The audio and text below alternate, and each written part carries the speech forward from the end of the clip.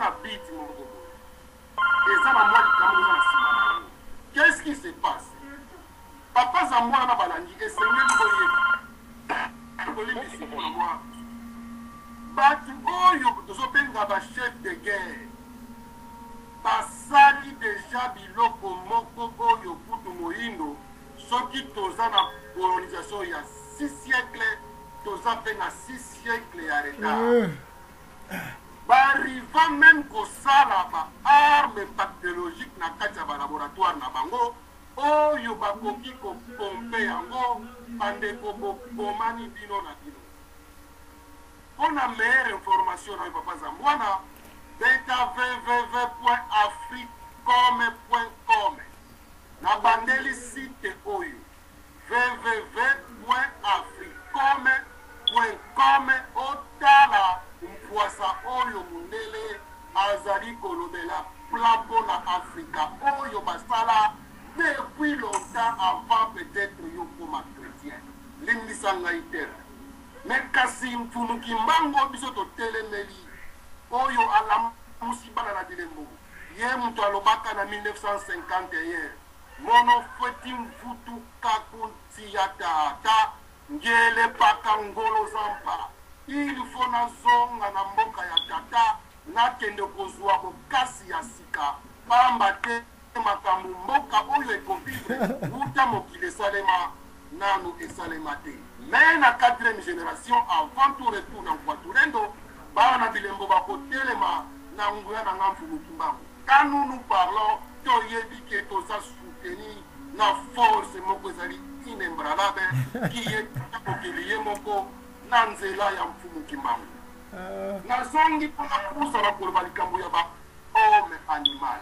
Est-ce que ndeko za mwana akoki koyebisa biso ntango nini yango tata mokeli aproklamaki homme animal na kati ya Bible? Nakopusa na mpe koloba ya suka histoire mpe ya Yuda auti koloba ndeko na nga za mwana ndeko Ndombele azokonfirme yo a 100% oyebi na yo shida malamu te.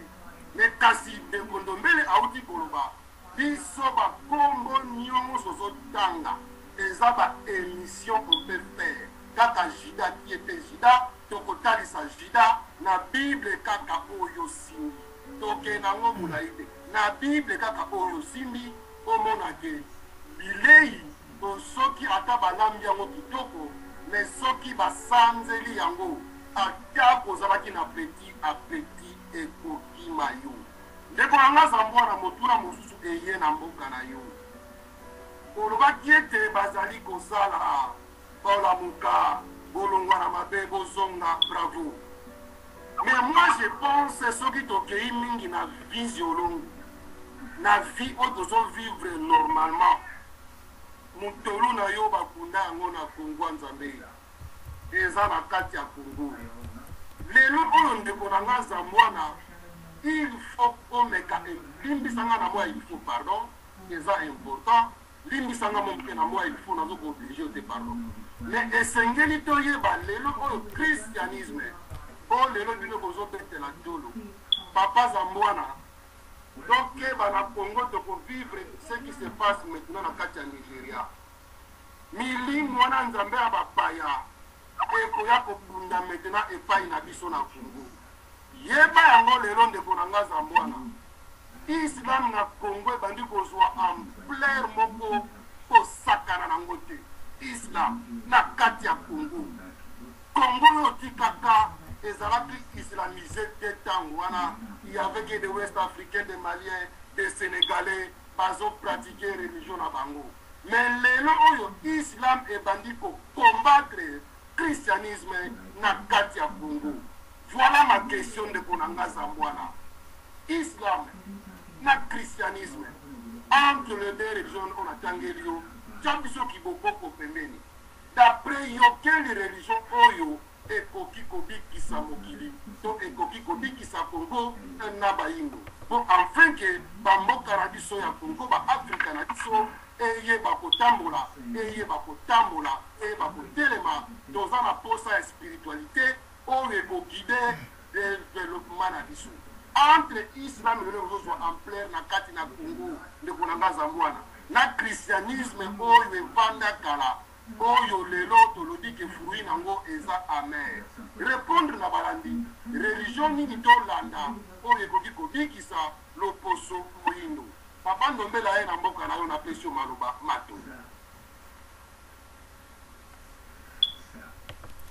Bon, merci. Nabanzo pesinga antenne na répondre, n'est-ce pas? Maloba eza epana yo de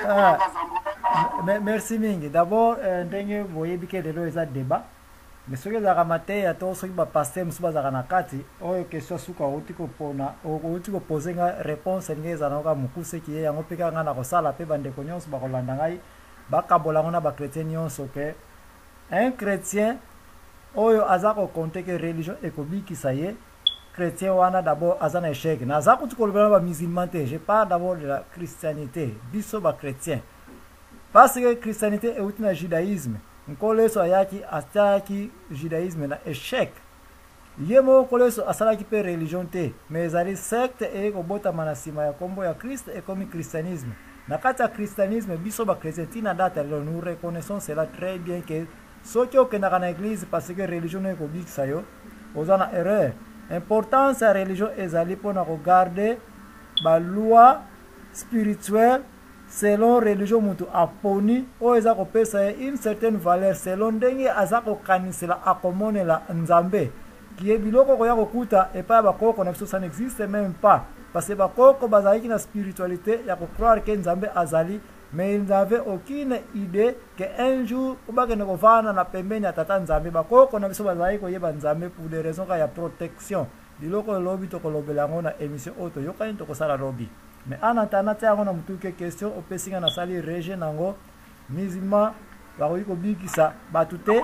bachrétien mpe na niveau ya religion chrétienne ekobikisa mpe mutu te mutu akokota na lola selon foi na ye na nzambe na selon décision na décret ya ye moko tata nzambe selon le livre de la vie biloko lobi mpe tokolobela yango donc question oyo na répondre yo partiellement mais lobi ekozala na mozindo nyonso mpona oyo ya homme animal ça va wana mpe bayo bakozala na biso lobi bongo bayoka detail ya makasi koma mutu akoki kozala ndenge moko na nyama mais ana tanda napesi bino ka ya génocide bangombe mibale otie bango na lupango tia matiti bien bokotisaka ngombe ya mwasi na kati bitumba ekoti eloko nini ekosisa bitumba yango posa ya moko soki eza nango etondi bitumba esili nango me bato likolo ya mwasi moko ya mibale nkindu bakofutumuna ekokombola mboka mobimba bon mpona kozonga na bamakambo ebele bolobi awa parce que papa vuvama alobi papa Ndombele mpe olobi bapage eza mwa mingi me na koresume yango kaka pour vous dire que babiloko bagénocide nayebi nanga te babiloko basundiata keita oyo existaki avant mundele aya upa bahistoire oyo ya kala na nalingi nanga korevoir yango pour le moment te mais nakotante koyebisa bino te afrique ezalaka nango deja na babitumba nango depuis kala pourquoi babitumba ezalaka depuis existence ya mutu na mabele mpona totika kobamba babelge mabanga sur congo totika kobamba bamindele mabanga sur congo sino ke bango mo mpe baalema oyo nokuta basala mpe bagénocide bango na même pays na allemagne bango na bapolonais makama Hitler bokoyeba yango bahitler bokoyebisanga bakongole bazalaki na kati badominance basala entre bango na Europe na bapolonais kuna baholocaust basala kuna kobomanaka okoyebisanga ke bayaki kosala yango na congo bayaki kosala na mutu mwindu ezalaka bango na bango. À part ça, na bukoko boza kolobla bukoko bosala pe erreur te biso nyonso mpe tokenda kotanga babiloko ya bukoko mpe bahistoire yango totanga na baklasse tosala mpe mwa recherche ya kolandela yango avant toya kosala face na bino baprison ezalaka ke signifie baprison ezalaka na bambanza kongo baplace ya ndenge na ndenge oyo bino boyebi kolekanga c'est que y avait des malfaiteurs baoccupation ezalaka baoccupation meme banyama place bavandi territoire na bango protection ekozala obani kopusana na bakoatake yo. Donc il y avait des tribunaux, les juges bazalaka parmi bankulu na biso. Pour les juges bazalaka, c'est qu'il y avait des problèmes qui se passaient, injustice, génocide, ça sont des vieilles choses, rap et zalaka. Donc na yebi na ngate bino nde bato bozana nyongo na ngai ya biloko oyo ba belge ba kolon tamba yaka na Afrique oya ko dominer biso oya ko sakana biso na pozaki pe bino question ya face mususu ya mbongo. Bozaka komona face mabe ya colonialisme bamindele bayaki na kombo ya Bible bayaki kodomine biso bongo David Livingstone est-ce que boyoka yete ke ayaki il était un médecin à Londres atika rôle ya médecin po yaka en Afrique aya koteya eko ya koteya aya koteya est-ce que boyoka kiteke Livingstone David Livingstone apesa ba rapport na Londres contre ba ninga na ba mindele na ba makambo ya ko sana Afrique eke ye ayibate eke ye asala eloko moko te sinoki place yo kufela kote ba lwala ba kuna qu'est-ce qu'il a fait ko construire ba église côté ya bato et il a refusé de rentrer en Europe parce que ayela ki mission chrétienne ya côté ya bato c'est pour vous dire que parmi ba mindele bo sala erreur te ba yela pepo na liloba na Nzambe bazalaki donc mbongo moko de face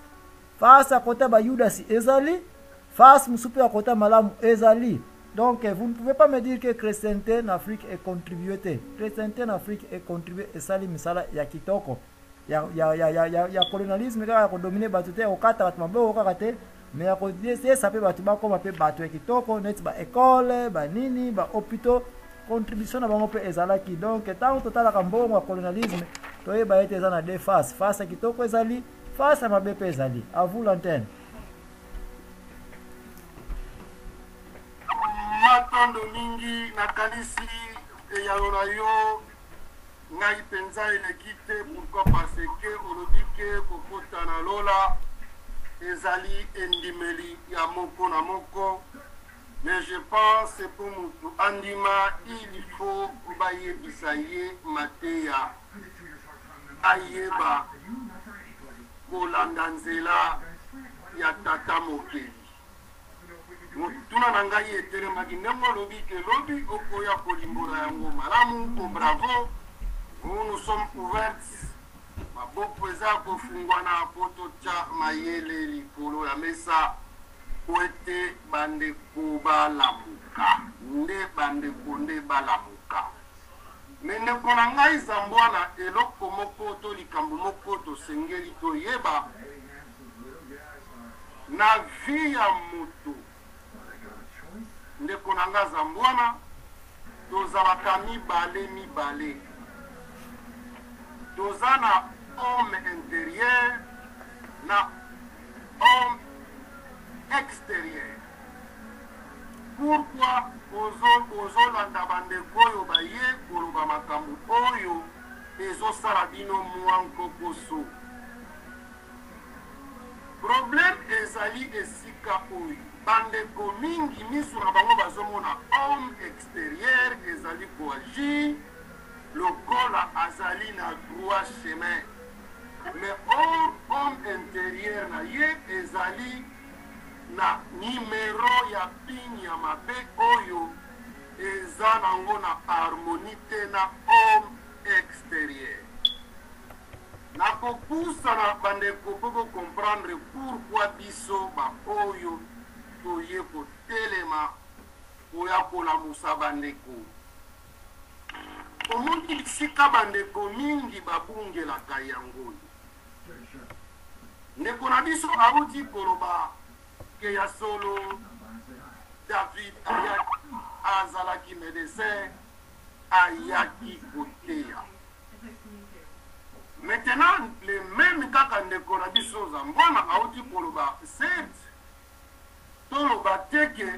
tango bazobenga ngo royaume ya Congo diantotela oyo eza na roi, cela veut dire il faut ezala na ba structure nango complet oyo ezosenga royauté et exister. Na kati ya royauté si ya y aussi des hommes ou des femmes bazalaki comporter mal, bazalaki mpe na esika ya koredike bango et tant que ba être humain. Ça se fait aussi na barasi nyonso na bamboka nyonso ezalaka bongo. Mais biso bisika tozalaka yango ndeko na ngai zambwana na balandi awa. Lisumu nini yango loposo moyindo asalaki oyo eleki mokili mobimba oyo basengaki na bango te ke mbala moko groupe moko ya bato eye koloba ke bino nde esengeli na bino Yesu alimbisa bino. Tolaka na question ya kopose yango wana. Lisumu nini yango moto moyindo asala